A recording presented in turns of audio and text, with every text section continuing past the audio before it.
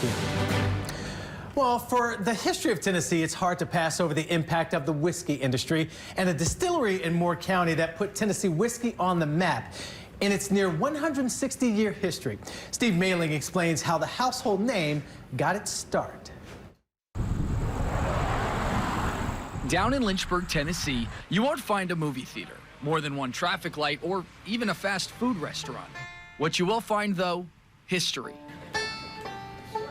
When you travel the world and they know you're from Tennessee, they know music and whiskey. His birth date remains a mystery, but sometime around 1850, Jack Daniel was born in Lynchburg.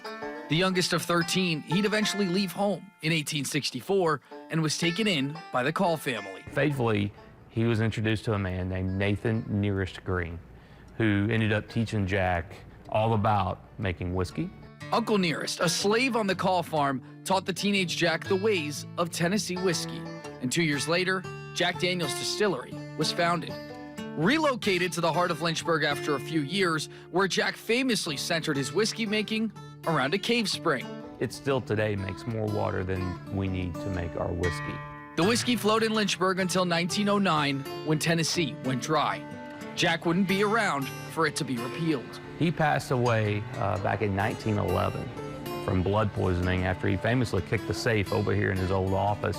As Prohibition swept the country, Tennessee wouldn't return to the whiskey business until 1938. But still, the name of Jack Daniel's wasn't what it is now. We were just a tiny little regional brand, mostly sold in the Southeast, really until the 1950s. There was a man named Frank Sinatra, who you've probably heard of, and he would call it the nectar of the gods. That tiny little regional brand became a household name in a matter of years. Jack Daniel's, Dolly Parton, you know, and if you're getting mentioned with Dolly, you're doing something right. And all this time, nestled in the heart of a dry county. We don't call it a liquor store, we call it a bottle shop, because naturally we can only sell what we bottle here at the distillery. Remember how I said you won't find a movie theater or fast food chain in Lynchburg? Yeah, same goes for a liquor store.